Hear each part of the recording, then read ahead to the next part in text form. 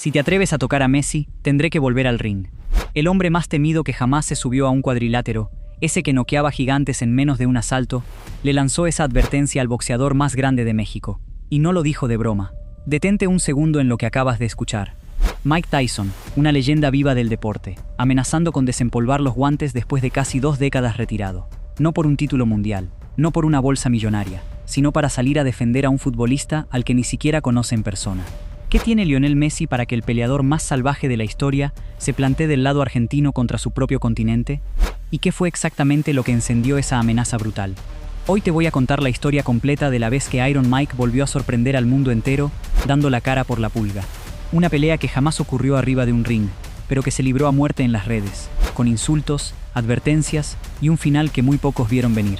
Y quédate hasta el final, porque hay un detalle sobre por qué Tyson eligió a Argentina, y no a su propia gente, que termina de explicarlo absolutamente todo. Si te gusta el fútbol contado de verdad, con sus historias por dentro, suscríbete y activa la campanita, que esta te va a atrapar de principio a fin. Para entender cómo se llegó hasta semejante punto, hay que retroceder hasta Qatar, a finales de noviembre de 2022. Argentina venía de un arranque de mundial durísimo, golpeada por una derrota inesperada en el debut que la dejó tambaleando, obligada de pronto a jugarse la vida en cada partido, como si cada uno fuera una final anticipada. No había margen para el error. Un tropiezo más, y los campeones del continente se iban a casa con la cabeza gacha y el ridículo a cuestas. Y enfrente, en ese momento de máxima tensión, le tocó nada menos que México. Un rival siempre incómodo, siempre aguerrido, en un duelo cargado de electricidad, de esos que no se juegan solamente con los pies, sino con el estómago apretado y el corazón en la garganta. El partido fue trabado, áspero, sin un solo espacio para respirar. Una verdadera pelea de nervios en la que nadie encontraba la manera de romper el cero. Cada balón perdido se sentía como una condena. Cada avance rival hacía contener el aire a millones de argentinos repartidos por todo el mundo, pegados a una pantalla, rezando para que su capitán encontrara una vez más la manera de salvarlos. Porque de eso se trataba, en el fondo, de que el hombre en el que todos confiaban apareciera justo cuando el peso de un país entero amenazaba con volverse insoportable. Los minutos pasaban, la angustia crecía en cada hincha argentino, y la sensación de catástrofe se iba apoderando del ambiente. Hasta que apareció él. A falta de poco más de 20 minutos para el final, Messi tomó un balón cerca del borde del área. Se acomodó con esa pausa suya tan característica que parece detener el tiempo. Levantó apenas la mirada y soltó un derechazo raso y cruzado que se coló pegadito al palo. El estadio entero explotó. Argentina por fin respiraba. Aquel gol no fue solamente un gol, fue el oxígeno que mantenía con vida el sueño de toda una nación. Y poco después llegó la sentencia. Enzo Fernández, una de las grandes revelaciones de aquel torneo, un chico que había irrumpido casi de la nada para meterse en el corazón de los argentinos, recibió el balón fuera del área y lo acomodó con una definición preciosa, curvada, imposible para el arquero, que se clavó en un rincón para firmar el 2-0 definitivo. La albiceleste resucitaba en pleno mundial. México, en cambio, quedaba al borde del abismo, contra las cuerdas, con un pie y medio fuera de la Copa del Mundo. Y nadie podía imaginar que lo que iba a venir después del pitido final terminaría eclipsando hasta el propio resultado del partido. Porque cuando el encuentro terminó y los jugadores argentinos celebraban a pura euforia en el vestuario, alguien tomó su teléfono y grabó un video que estaba a punto de dar la vuelta al planeta entero. En esas imágenes se veía a Messi sentado, descalzándose después del esfuerzo, y a sus pies, tirada en el suelo del camerino, había una camiseta de México, la misma que minutos antes había intercambiado con Andrés Guardado, exactamente como se hace en todos los partidos del mundo, entre todos los jugadores del planeta, desde que el fútbol es fútbol. Messi, sin mirar siquiera, movió ligeramente esa camiseta con el pie para apartarla mientras se quitaba sus propios botines. Nada más que eso, un gesto de apenas un segundo, completamente involuntario, el tipo de cosa que sucede en cualquier vestuario después de cualquier partido en cualquier rincón del mundo. Pero en la era de las redes sociales, un solo segundo arrancado de su contexto puede convertirse en una bomba de proporciones imposibles de calcular. Y la bomba estalló. El video empezó a circular acompañado de una acusación incendiaria, que Messi había pateado y despreciado la camiseta de México a propósito, que había humillado deliberadamente a todo un país. Para echar todavía más leña al fuego, alguien fabricó incluso una imagen falsa, un montaje trucado en el que aparentaba que el propio Messi había compartido la foto de la playera mexicana tirada en el piso como si fuera un simple trapo. Era mentira, una mentira completa, de principio a fin. Messi jamás publicó nada de eso, nunca pasó por su cabeza semejante cosa. Pero la mentira ya estaba suelta, corriendo más rápido que cualquier desmentido, prendiendo fuego en cada teléfono de México y de Argentina por igual. La vieja rivalidad histórica entre las dos hinchadas hizo el resto, y en cuestión de pocas horas un malentendido absurdo se transformó en un incendio que cruzó todo el continente. Y entonces entró en escena el personaje que llevó la historia a un nivel completamente nuevo. Saúl Canelo Álvarez, la cara más grande del boxeo mexicano, uno de los deportistas más famosos, respetados y poderosos de todo su país, no se quedó callado ni un segundo. Encendido por el amor a su tierra y por la indignación del momento, agarró su teléfono y disparó sin ningún filtro.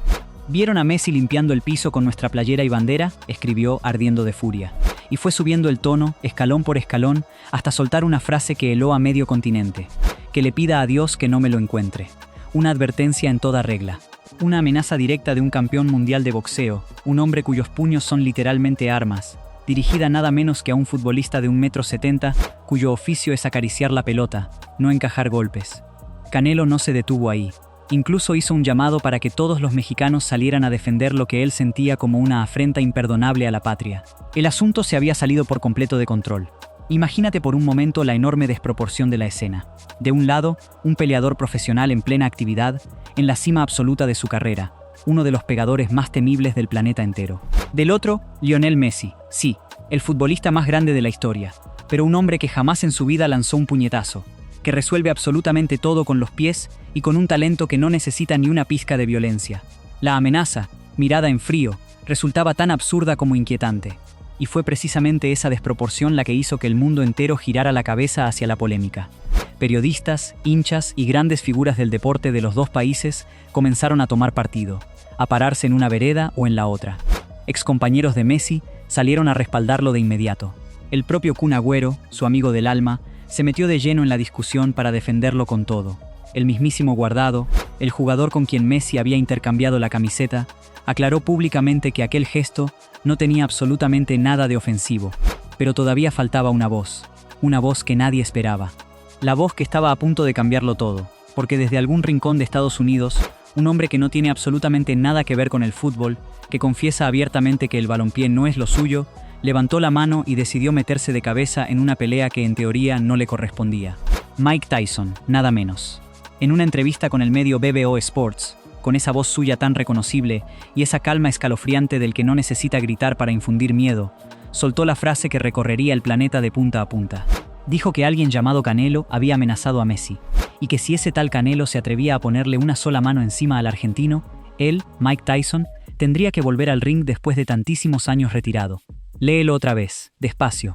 El boxeador más temido de la historia del deporte. Un hombre que con apenas 20 años ya tenía al mundo entero temblando con solo escuchar su nombre, ofreciéndose a desempolvar los guantes para proteger a un futbolista al que nunca en su vida había visto en persona.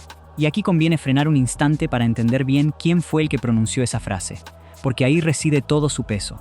Mike Tyson no es una celebridad cualquiera repartiendo opiniones desde la comodidad de su sofá.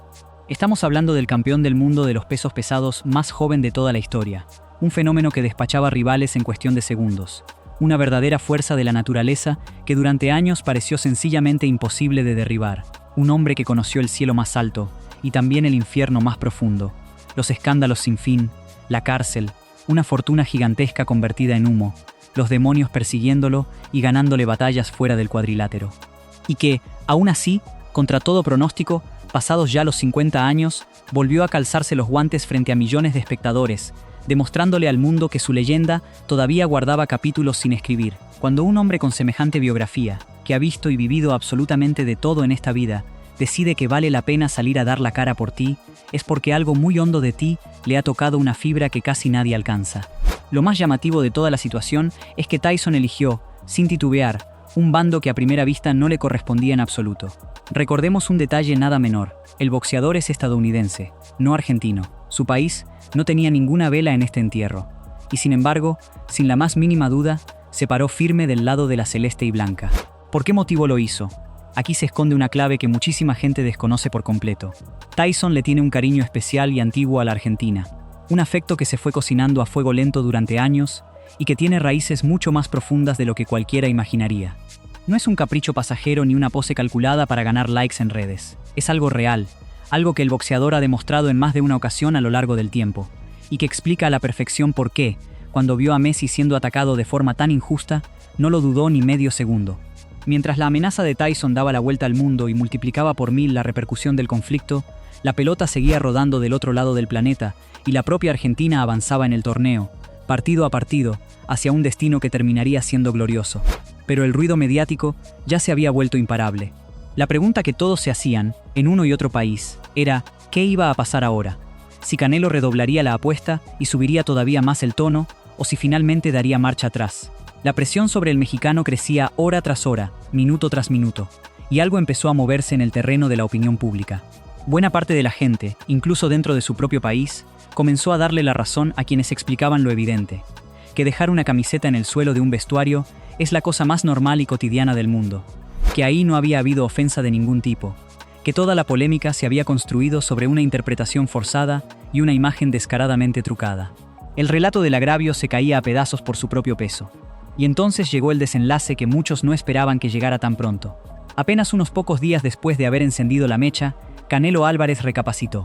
El mismo hombre que había lanzado aquella amenaza envuelta en furia, el mismo que había convocado a todo un país a la batalla, volvió a agarrar su teléfono, pero esta vez para escribir algo radicalmente distinto.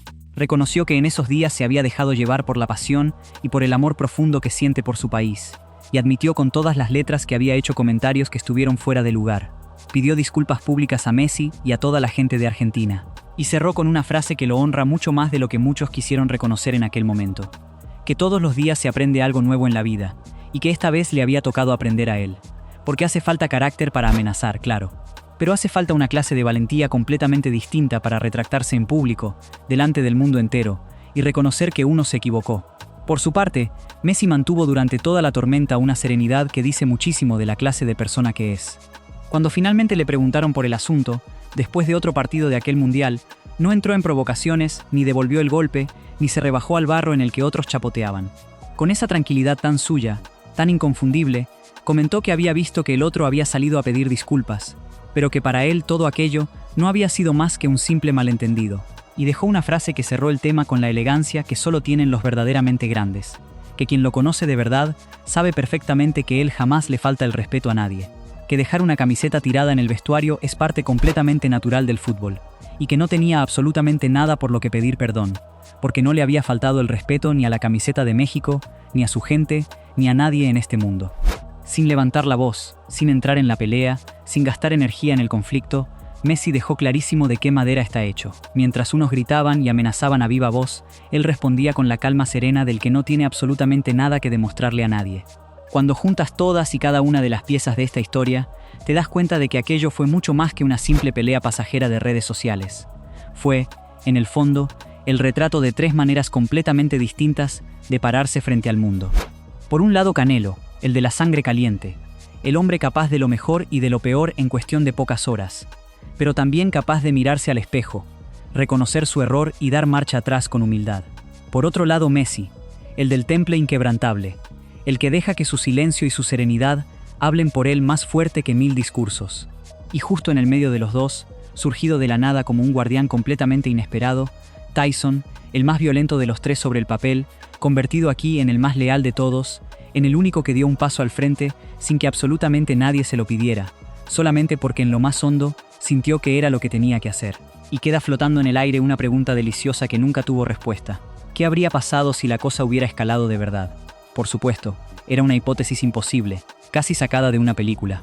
Messi jamás iba a subirse a un ring a intercambiar golpes, ni Canelo iba a salir a perseguir a un futbolista por la calle. Pero el solo hecho de que el nombre de Mike Tyson entrara en la ecuación bastó para enfriar los ánimos de golpe, como un balde de agua helada sobre el fuego. Hay nombres que, con solo pronunciarse en voz alta, cambian por completo la temperatura de una habitación. Y el de Iron Mike, sin ninguna duda, es uno de esos. Su simple aparición en la historia le puso punto final a toda la escalada, porque al final del día, nadie, por más bravo que se sienta, por más campeón que sea, quiere de verdad tener a Mike Tyson como rival enfrente. Ahora bien, te prometí al comienzo del video un detalle sobre por qué Tyson eligió a Argentina, y ha llegado el momento de pagarte esa promesa. Porque su cariño por la celeste y blanca no nació en medio de este conflicto, ni es un invento reciente de los últimos años.